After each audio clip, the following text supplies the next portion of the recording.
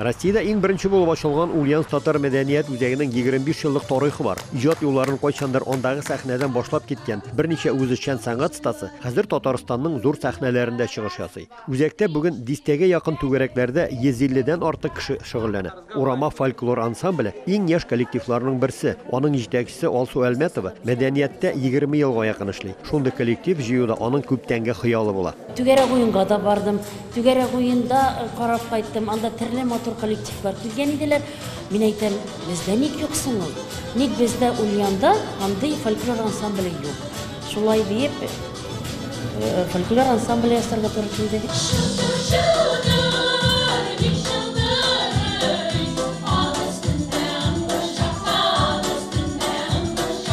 Әлбәттә, коллективның исеме Урама сүзе күпләргә таныш түгел. Ул татарның чәкчәге сыман, Ульяновск өлкәсенең көньягындагы мишәр татарларының кош теле сыман чәй истәленә куела торган камыр ризыгы. Шунсы игътибарга лаек. Урама кызлары үз репертуарларына халык арасында киң танылу алган татар халык җырларын гына түгел, Сөмбер төбәгендәге онытыла башлаган борынгы җырларны, бәйит мөнәҗәтләрен эзләп табып, аларны зур сәхнәгә чыгаралар. Узган җәйдә алар Инза районындагы татар авылларына барып, байтак кына борынгы җырлар һәм биюләр өйрәнеп кайтканнар. Әбиләр чәй өстәле артында шулай безнең белән сүз башларга яраталар. Утырып чәй эчкәндә иң беренче сүзе бу әбиләрнең "Эй, бәбкә, мин инде белмим, онытканмын, хәтеремдә юк" диләр. Аннары берәрсен чәй эчкәч, әкрен-әкрен сөйли башлар. Сүзләр чыга, сүз артыннан такмаклар чыга.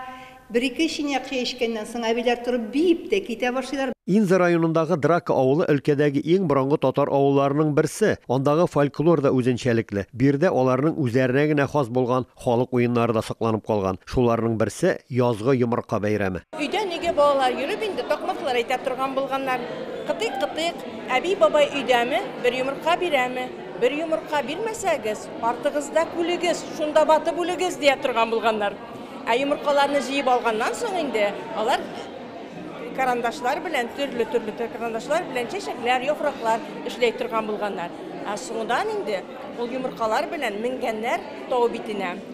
Тау битенә менгәч, шунда йомырка уеннары уйнай торган булганнар. Элек бик күп җыелышлар була иде. Өстәлләр артында утырып шул җырларны җырлаган әле дә хәтеремдә әле.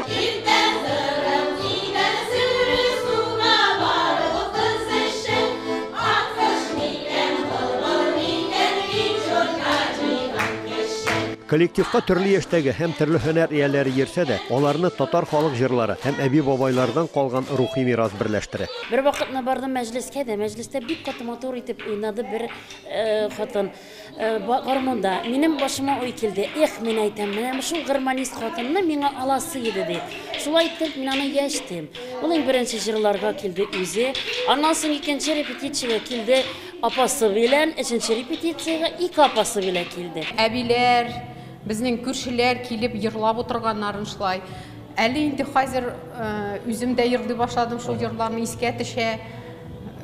Мошай мәҗлестә чыгып йырлап утырып була. Узган атнада Татарстан Яңа гасыр телерадиокомпаниясе чакыруы буенча Урама ансамбле җырлык әле тапшыруында булып кайтты. Урама татар фольклор ансамбленә йөрүче кызлар, егетләр барысы да шушы җырлык әле сәхнәсенә килеп, җиңү яулый торган безнең хатын кызларыбыз, ир егетләребез. Бүгенгесе көнгә килгәндә, бүген безнең инде Ураманың әйдәп баручы солистлары җырлык әле конкурсында катнаштылар.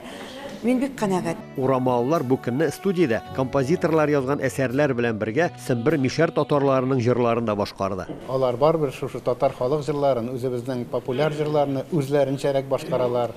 Үзләренчә үз җирлекләрендә аларның үз традицияләре, үз алымнары бар. Шундый матур, затлы итеп җырлыйлар, бормаларын туры китереп, беләсең, эштәлегенә кереп җырлыйлар.